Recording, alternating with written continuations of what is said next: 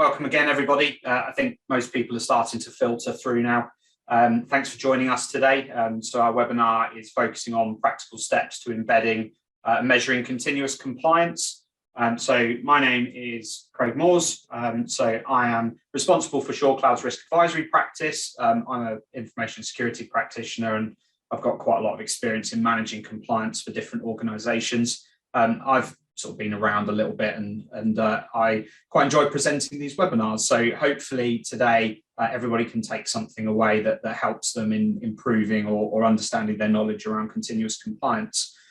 Just a point while we're here, if you do have questions throughout, please do drop them into the chat window. More than happy to answer questions as we go through if I know that they're relevant to the content. Otherwise, we've got a section for Q&A at the end, which I'll quite happily pick up any additional questions then. So let's start with the focus objectives for today's session. I've got 4 key objectives really. One is about how to create a robust compliance testing program, and particularly one that focuses on compliance by design. We also want to look at where automation can be used to create efficiencies in compliance management. Obviously, continuous gives us the point that we want to be doing something regularly, and automation obviously helps with that. How to apply practices from other governance processes to achieve continuous assurance. So obviously, some business processes have been having a very continual assurance view, through the activities that they perform, and we want to learn from those and take the good things out of those for our overall compliance program. And the last point there is what's required to visualize continuous compliance. Obviously, it can be quite difficult to get an active view on what's going on within our compliance program and how things are positioned. So I've got a few points to consider for you that may help to actually visualize what that compliance should look like. So I want to start at the beginning really, and what compliance means to an organization. So a lot of these things look fairly straightforward. I think fairly unsurprisingly, compliance is critical to any organization that needs to demonstrate that its particular operations are meeting legal, regulatory and contractual requirements. That won't come as a surprise to any of you. I think, but also compliance gives us some assurance around our data security. It establishes some clear structures for both technical and governance, both in terms of the controls, but also in terms of the measurements and things that we put in place as well. Ultimately, compliance means that we can increase our customer confidence. We can demonstrate that we've got a good grip on what we're doing and how we're managing security and compliance. And it also helps us then to demonstrate that we're protecting our customers as well. But more importantly, I think compliance means that we potentially reduce the likelihood and the potential costs of a data breach as well. So not only are things mandatory in terms of legal, regulatory or contractual requirements, it's really important that we consider what compliance means to us as an organization. And we'll see a little bit more about why that is as we get through some of the content. So let me put to you what I think the business and compliance looks like. And now typically organizations have 3 tiers. They'll have strategic stakeholders, they'll have tactical and more operational ones. And typically we have some compliance objectives that we want each of those tiers to achieve. So our strategic tier, we want them to set the goals and objectives for our corporate compliance, provide budget, resource and oversight. We want our tactical management layer to manage the implementation of compliance initiatives and ensure that those are running. But we then have our, probably where more of our compliance happens down at the operational level, where we're delivering the day-to-day business activities, where we're managing the operational environment, and I'll include third parties in that as well. That includes the majority of our organizational SMEs, and really our compliance activities are all happening down at that level. But in reality, things don't always work that way, particularly when we're trying to position compliance with strategic stakeholders. They often expect a return on investment for compliance activities. We can often receive minimal budget in order to achieve and maintain those. And that kind of flows back down then into the management tier where, we're looking at planning and execution in order to maintain compliance. But I guess the biggest impact there is on the operational stakeholders where, most of that is responsibility for managing security requirements, making sure that we've got resources aligned to compliance activities, managing, our third parties and, compliance down at an operational level can often be seen as a tick box or a one-off activity. And we'll come back to that in a little bit. So what we end up with is corporate governance that happens kind of within the top two tiers. And then we have operational compliance activities that happen more down at the operational tier and that day-to-day kind of business. But those two things work together, and ultimately we can't really have one without the other, because if we have corporate governance without any execution, we don't get the level of compliance or visibility of that compliance that we need. And if we have operational compliance without corporate governance, we don't have goals and objectives. We can often have a compliance program that grows very quickly and becomes very unwieldy and doesn't really achieve any goals or objectives in helping us to understand really what our compliance looks like and how that should help us to maintain that moving forwards as well. But we can wrap both of these things together with continuous compliance. The benefit of using those two things together, we create this cyclical recurring life cycle really of what compliance means to us, set by operational or strategic stakeholders, whether you're looking bottom up or top down, and really going through that iterative cycle of understanding what we're protecting, understanding how we're managing compliance for those, and then ultimately how we're measuring it and reporting on it as well, and making improvements obviously as we go through. And again, we'll come back to some of those points in a little while. So what kind of traditional problems do we get with managing compliance? At a business level, I would say that that's focused mainly on rapid growth or change, particularly leading to the need for quick action. And we've often experienced that doesn't always come with security or compliance as well.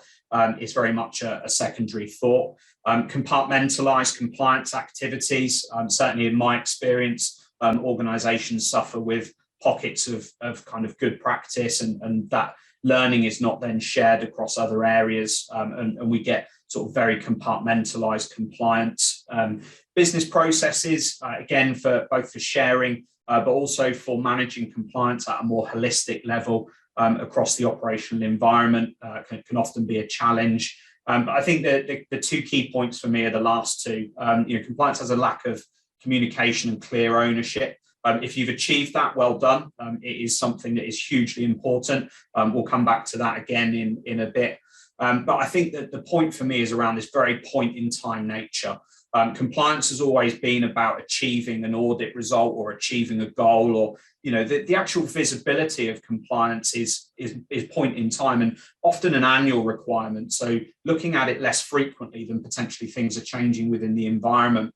But for compliance itself, often we have a very broad data environment. We have lots of different touch points, both internally and externally. And sometimes that can be built on a lack of understanding. So we don't actually understand what compliance we need to achieve for which areas of the business and why that's important and what some of the key drivers are for that. And I think the second one is key for me. We put a focus on technology because let's be honest, most of the time now, actually, we couldn't deliver our services without actually considering the technologies that we use. And I think that comes back to some lack of defined responsibilities for what's important, why it's important, not only from technology stakeholders, but don't forget compliance is a combination of people, process, and technology. And it's really important that those three things are working together to help us manage compliance. But often we do compliance for compliance sake. The driver might not be what we'd expect it to be. It might be focused very much on achieving a goal or achieving a contract, or is put in place as almost a tick box exercise in order to move past other challenges. So between the business and compliance, generally managing compliance becomes really difficult for an organization.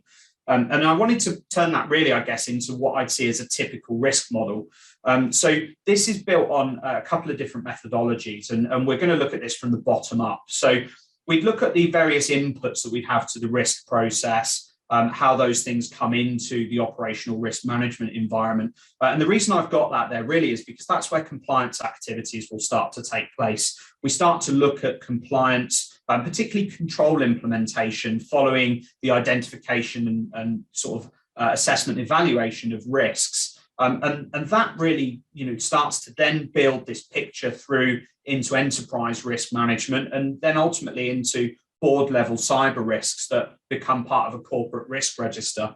So when we're looking at compliance, for me, we're typically focusing down at that bottom area. So what are all the various aggregators? What are the sort of areas where information comes into the organization? How is that translated through the various activities that we do into operational risk management? And how do we map risks to mitigating controls? Now, typically, that's where these compliance activities will start to take place. Therefore, the benefits are really focused on technology and on operational efficiency. But we can't forget that there is a top of the food chain as well. And that's really where decisions are made, that budgets are aligned, and penalties ultimately are levied for non-compliance. So it's really important that we look both bottom up and top down. And this is probably where I see one of these key issues start to emerge when talking to organizations about the types of activities that are going on. And often the operational side of it is actually working really well. It just becomes a little bit disjointed with the goals and objectives that are set within the kind of hierarchy of the organization. So for me, the key thing really is about that relationship between the operational compliance activities and the enterprise or the more strategic areas, because ultimately, if we're not managing compliance properly down at an operational level, then we're not going to be reporting the right information up to ultimately get ourselves greater visibility in terms of budget and resources, but also in terms of the potential mitigations against penalties and those various non-compliances that come with non-compliance with regulatory and legislative requirements more typically. And that, if you carry that thought, we're going to come back to this in a little while.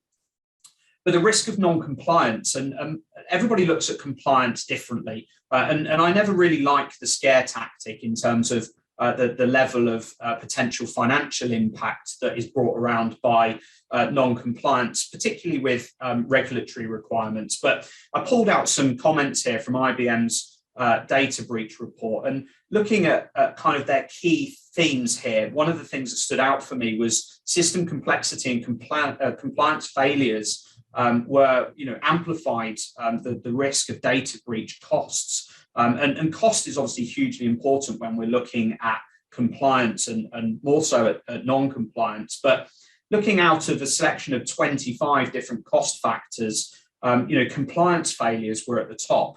So it's really important that we understand what compliance means for us and ultimately how we translate that into tangible activities that not only improve our security posture, but also help us to demonstrate that we're managing a good, robust security posture as well.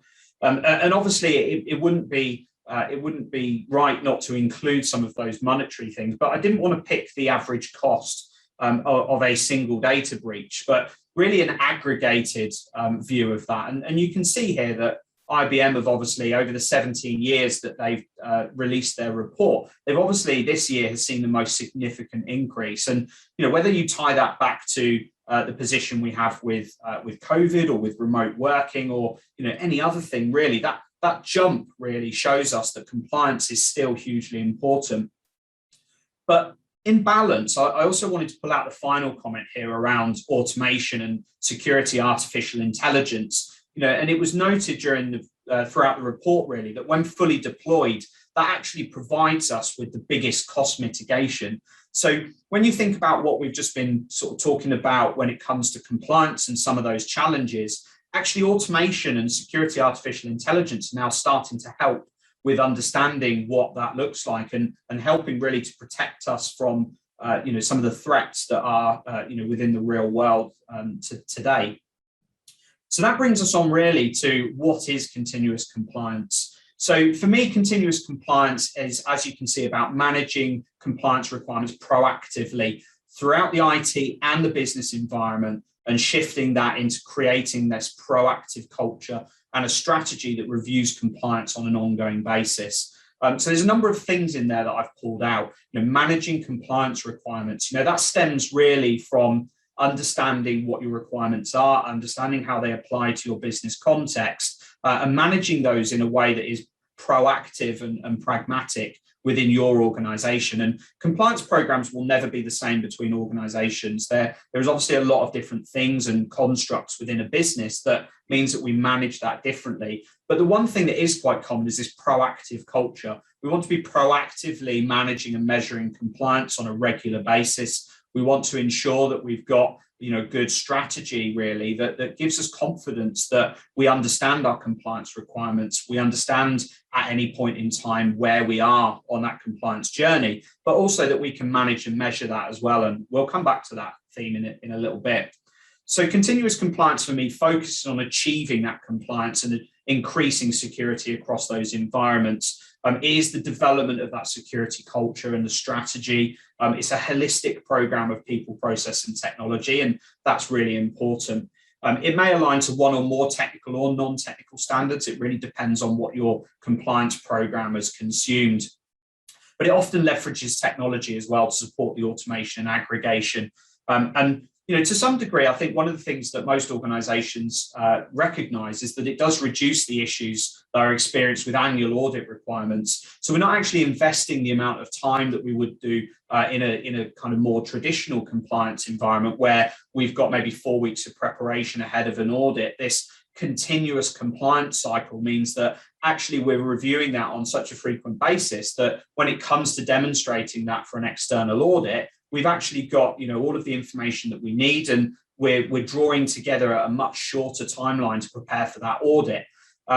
But I guess the key thing here is that it's an organizational objective. Continuous compliance is not about technology or people or process in isolation. It's about how the organization manages and understands that compliance position, how they create that proactive culture, and really how they manage that compliance on an ongoing basis. So at this point, I want to just pause and I'll launch the poll question.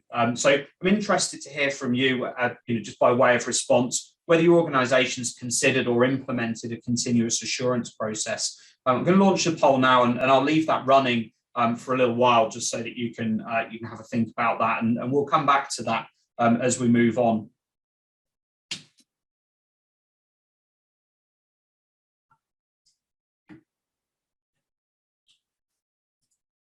So whether you've thought or not about a continuous compliance program, the point for me is that compliance management is evolving. Whether you're looking at small to medium businesses or through to kind of medium to large enterprises, there's a lot of different things now that are being used through compliance management to help obviously aid the people that manage it, but also to be able to report on and demonstrate that that compliance is robust.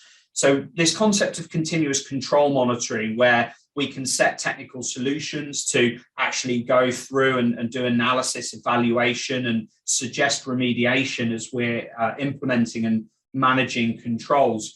At this point, I'll probably refer that back to sort of what we would call traditionally as DevOps, but now is more so DevSecOps, where the actual visibility of managing vulnerabilities is very much shifted left. So we're trying to understand a lot earlier in the development lifecycle what vulnerabilities we might have, such that we can actually fix them before we get to testing and into production. And that theme of continuously monitoring controls and their efficiency, typically leverages these automated testing, monitoring, and reporting techniques because they're less labor intensive. We can feed logic into a process, we can get consistent and repeatable results back out of that process as well.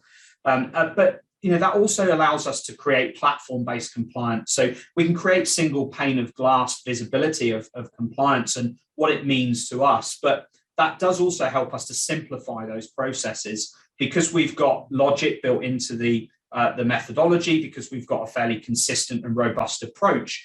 We can actually then target reductions potentially in our compliance scope. Whether that be through outsourcing or through the last point really, which I think is one of those that is most important and is absolutely vital to managing compliance moving forwards, which is this concept of compliance by design. And we hear a lot about by design, but actually compliance activities are often thought of very late in the process of whether we're implementing a new solution, whether we're running a new project. Compliance actually gets pushed back until the point that it's necessary. I think the more successful implementations that I've seen more recently have actually considered that compliance within the design phase, within the implementation phase, and then through into the operational phase as well. And for me, designing those compliance activities around the business, for me, really means that you get the most out of the compliance activity, but also that it doesn't feel like an extra activity. So you're actually building those compliance measures and things into the things that you do every day, such that you actually get the most value out of them as well. And that really leads us into how we create a robust compliance testing program. And for me, I guess there are 4 key points here. And there are various methods to this. That there is no silver bullet that means that you can measure compliance consistently, repeatedly, and you can buy it all off the shelf. A lot of these things are very difficult to achieve for dynamic organizations and for organizations that do struggle with compliance. The thought of continually assessing and evaluating controls, and compliance more generally is actually quite challenging. But I've got 4 key principles that I think I've seen and would enforce through the majority of my experience. And the first one here is about moving from point-in-time assessments. I mentioned it earlier. I think we're moving further away now from actually measuring compliance at points in time, often ahead of the annual audit or quarterly, in order to demonstrate a milestone within maybe an ISO 27001 program, or in line with the quarterly strategic board meetings. We need to forget the concept of these point-in-time assessments and move to a methodology where we can actually demonstrate that we understand how controls are working and how those are working for us, more importantly, on an ongoing basis. So we move away really from this compliance testing once per year or once per quarter or any other frequency, because our business doesn't only change once a year. It changes frequently. We introduce new technologies, we bring in new products, new services, new business offerings, and ultimately we need to ensure that our controls and the things that we're managing are obviously in line with that evolving risk profile as well. And that often brings different compliance requirements as well. We may introduce regulatory requirements. Thinking about GDPR and thinking about UK SOX and some of the other regulatory and legislative requirements that are here or are coming. They've needed for us to think differently about how we manage compliance. But the second point really is that we don't need to have overlapping controls. We need to look at our controls holistically. There's no value to us in measuring 5, 6, 7 different controls around, say, access management, across 7 or 8 different standards or regulations. The point is that we can have a consolidated view of that, and we can deduplicate those things down to a level that's more manageable for us, but also demonstrates that we're in control of our compliance program as well. And that really leads into this embedding compliance in our business process. I've already mentioned compliance by design. It's really important that we get that embedded into the culture of the organization, so that when we do start new things or we bring new things into our business operations, that actually compliance is there from the beginning.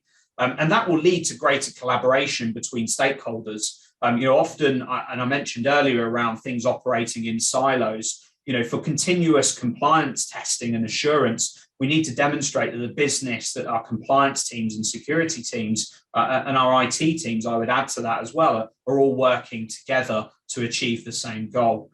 So it's important that we make sure that we've got those things in the forefront of our mind when we're designing and evolving our compliance program as well. So let me come back to the risk model that I had earlier, and I've overlaid a few different things for you. So we talked a little bit about where decisions are made, where budgets are aligned, and where penalties ultimately are levied. And I've changed the focus really of the second box a little bit around the operational risk management environment. Typically that is where compliance activities take place. Therefore, the benefits should focus on the operational security and efficiency and be aided by the technology. And that's really key for me. It's really important that we don't try and move forwards with some of the automation and the technologies before we actually understand what we're measuring compliance-wise and how we're doing that. So that operational level will bring regular assessments of control compliance against multiple standards. It will focus on critical assets, and it will work upwards through that risk model to ensure that the risks associated with that and ultimately the budgets and remediations are actually focused on that outcome. But it will embed compliance requirements into those BAU processes as well. And those things I think are really critical in understanding then how automation can help. Compliance programs on the large are really difficult to manage. Distributed workforces with lots of different stakeholders can often lead to miscommunication. We can potentially have reduced centralization of control and compliance management. And the key thing here for me is about accountability for activities and actions. So automation can obviously then pull those things together for us, and it can give a single pane of glass views. A lot of the cloud-based technology providers now, separate third parties are creating things that will give you continuous visibility of logging and events monitoring, to the point where it's live, down through the review cycles that are automatically triggered by the platforms to tell you when things are due to be reviewed, when reporting is due to be refreshed. And that's really important. That gives us a good prompt then really, and completes that view of non-compliance and exceptions. We need to be able to see what is non-compliant and what exceptions we've got, because they will lead to better decision making, and they'll give us the ability to make better risk-based decisions. But overall, automation really reduces manual compliance checks and gives us some confidence that we've got those robust and repeatable activities that obviously enable us to continue managing compliance in a way as our environments grow is manageable and sizable as well. So how do we really apply that? I guess the point of applying continuous compliance to governance practices, for me, comes down to these 8 key areas. We want to develop a strategy and a mission for the organization. Remember, we said earlier that continuous compliance is about an organizational activity. It needs business, compliance, security, IT stakeholders to all come together to understand what we're trying to achieve, how we're going to do it. And part of that is identifying the appropriate regulations, frameworks, and standards. We need to have a baseline that we're working from. We need to understand how those fit into the business objectives and how ultimately we can start to manage and measure compliance against those. But we also need to develop our organizational policies and standards as well. We need to set that baseline internally, and we need to know what compliance and governance looks like. We then need to identify what our critical assets are. Now, I'm not going to feed that not everything is important, because ultimately in security, everything is important. However, there will always be some critical assets. Often we refer to those as the crown jewels. And we need to understand what those are so that we can establish and implement appropriate controls. So this is how compliance crosses over quite closely with risk management, as you will all be aware. But as we've implemented those controls to mitigate particular risks or to close particular vulnerabilities, we obviously need to test, review, and improve those controls as well to ensure that we're obviously managing things in a way that is giving us the right information and is feeding that continuous insight from testing and monitoring as well.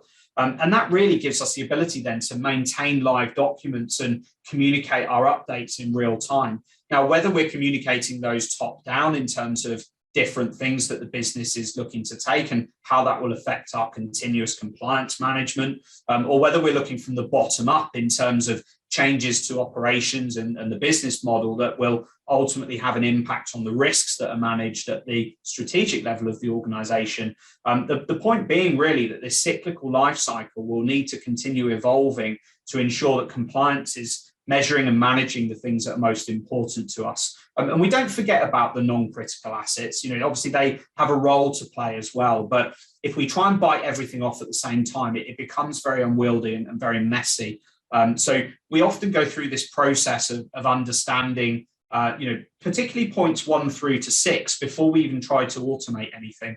And continuous compliance can then, you start to see and observe the benefits of bringing in automation at the right point, whether it's for particular parts of compliance rather than going for the big bang approach. You actually then start to see the efficiencies and you start to see the drivers there for doing things differently or doing things better. So I want to move through really to one of my last points before I take some questions around, really how do we measure and visualize continuous compliance? And it's often one of the questions that we're asked as consultants around how do you actually demonstrate that your compliance is where you think it is? How do you maintain that visibility, and how do you report on it? The how, I think, is building on what I just said. We need to focus on the assets that are most important, and those will be communicated either based on the level of risk within the operational risk register, or via the management and leadership teams around what potentially is critical to our business in terms of how we move forwards. But the how really, for me, focuses on how we establish a meaningful true view. And this is the bit that everybody asks: what is a true view? The true view, to me, needs to be that regular visibility of what compliance is, what is compliance being measured against, that third point there, and ultimately that it's being regularly updated. And regularly can be defined by you. There is nothing that says that we need to look at this daily or by weekly or any other frequency. Really, it's based on how frequently you want to be reporting that compliance is working for you. And obviously, the more technology you bring into that further down the process for automation, actually the better and more robust and more frequent your communication can be. But I've highlighted communication there because that is the most important thing. Organizations that are looking at continuous compliance or using technologies to help automate that often leave that technology to go and do its thing, but don't often then communicate what the findings of that are, so that decisions and things can be made off of the back of that.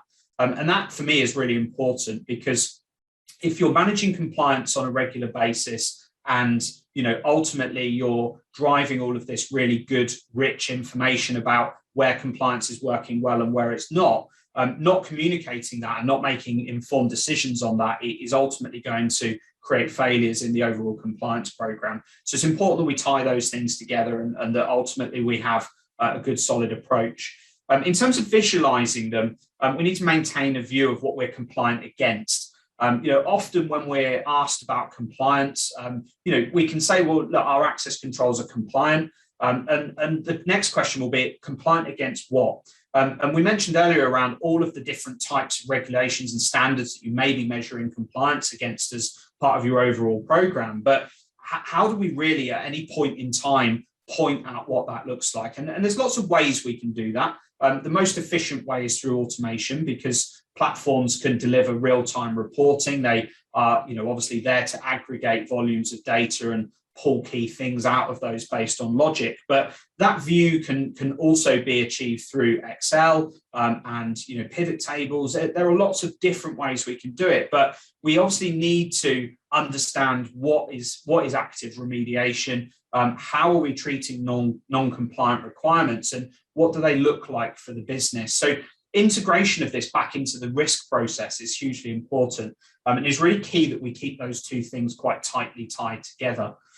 Because otherwise we tend to create a disjointed compliance program. And if we think right back to the beginning, where we looked at some of the downfalls of traditional compliance programs, we start to actually over-engineer a process that is supposed to make this measurement on a continuous cycle as being easier. We actually make it more complicated for ourselves, and we don't actually derive anything more valuable than the traditional compliance program that we had at the beginning. So we really need to think about what those areas are. We need to understand what a true view looks like, and we need to understand what we're ultimately measuring compliance against. We need to build those things into a compliance by design model, whereby we integrate these things very early on into our business as usual processes and operations. And we need to maintain that active communication and reporting between the different stakeholders within the business. And continuous compliance really gives us the opportunity to scale and grow our compliance programs in a way that is based on robust and repeatable results, and bring in technology and automation into that where necessary or where appropriate, in order to make efficiencies in that manual-led control inspection and assessment, and also recognize some of those overall benefits of preparing for annual audits and obviously for demonstrating compliance at any point in time. So I want to leave that there, and hopefully there's lots of things in there that will give you some thought around continuous compliance. Particularly, I'm just looking back to the poll now. You know, and a number of people have said that they haven't considered continuous compliance, and that's absolutely fine. I think quite a few organisations have actually considered it, but haven't really done anything with it yet. And there are a few organisations that have come back and said that they have considered it, and it's in its infancy. And I think that's probably a good representation of what we see today as well, when we're talking to clients and where we're looking at what the industry is doing. If you think back to the IBM report, that's a very lengthy report. If you're interested in it, I'm quite happy to send you the link to it. But it does actually balance continuous compliance and what that means for different sizes and types of organisations. And I think that would probably match up quite well to your responses to the poll as well. So I haven't seen any new questions come into the chat. Oh, here we go. As if by magic. In terms of question then, what could I use to demonstrate to internal stakeholders that continuous compliance is necessary? So for me, I think, you know, we always look at the cost of compliance in terms of if we don't do it. But I think we also have the ability then to look at the cost of compliance activities if we do take a more continuous compliance view. You know, we're moving very much towards demonstrating there are cost efficiencies. You know, the risks relating to non-compliance should actually reduce over time as well as our program becomes more mature, and we have a greater control over what we're managing. But I think the point in time visibility at any point in that life cycle is enough to demonstrate that continuous compliance really gives us a necessary view of where we are at any point against a mapped set of standards, and ultimately what we can achieve in the longer run in terms of scalability as well. So to demonstrate that, I would say it's the cost of compliance activities and the efficiencies that we can create, the reduction in risks relating to non-compliance, and the greater scalability and measurement and automation that we can build into our compliance programs as well. We have another question around best way to demonstrate the value. Again, similar theme really. I think efficiency is a great one. I think actually being able to measure compliance at any point in time is a really key value area for continuous compliance. You know, being able to look at key information and say, here's where we are in our compliance program against this standard for these controls, or sort of at the top there, more holistically looking across either different standards or different control areas. It's very easy to show visibility of where we're doing well and where we're not doing well. So I think the value can be drawn out through efficiencies, through visibility, and ultimately with our ability and ease of measurement for compliance overall. Did have one more question earlier, which is sort of how should organisations approach continuous compliance? And I think you need to have the right level of maturity before you start to look at automation. You know, do the basics right, have a good baseline, good understanding of compliance activities, and ultimately what that means for the organisation, and make sure that you've got the right level of automation. If you try and automate too much, too quickly, as I said a minute ago, you'll just end up with quite a messy program that doesn't drive the results that you want or need. We did also just have another question around retrofitting continuous compliance. So that's a really good point. And I think, you know, designing that into an existing estate, you know, can be quite complicated, but can obviously be leveraged by good processes you've got in place. The key ones we tend to see there are things like change management. Continuous compliance for me, if we're understanding how we're making changes and what we're changing and why we're changing it, you know, often we can think about the compliance requirements at the point that we're making that change. So it's quite easy to retrofit compliance by design into those types of processes. Things like software development life cycles I mentioned earlier around DevOps and DevSecOps, that's relatively straightforward to retrofit continuous compliance into as well. I think the more difficult areas where we've got you know, a very cautious organisation or one that may be quite risk adverse, actually trying to retrofit continuous compliance into that kind of environment can often be difficult.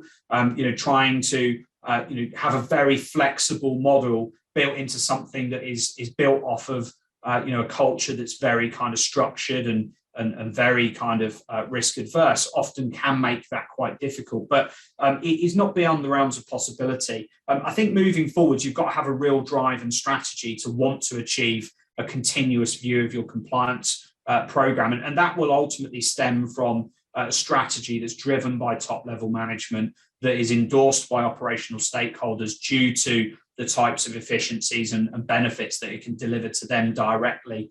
But also, how those things can be built moving forwards into business processes as you're reviewing them naturally.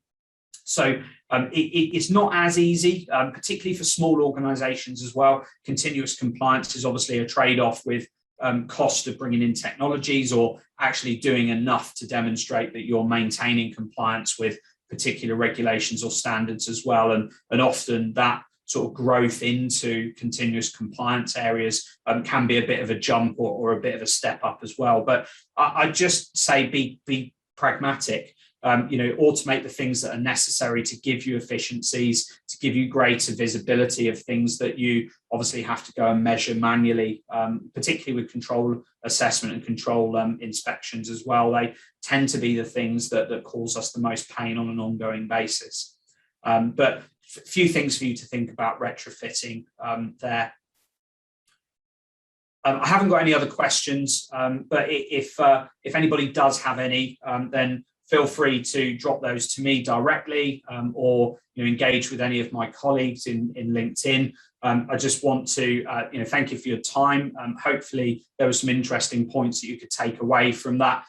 We do regular cyber threat briefings. I actually host those as well, and our next one is on the 14th of December, where we're talking about advanced persistent threats. So if you're interested in what the threat landscape is doing, or you want to understand a bit more about some of the active threats, please do come along and listen in. Otherwise, we have got a number of upcoming events on our website, so have a look at those as well.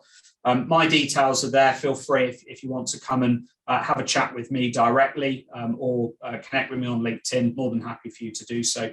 Otherwise, I'll just thank you for your time, for listening, and ultimately wish you a good afternoon. And thank you very much.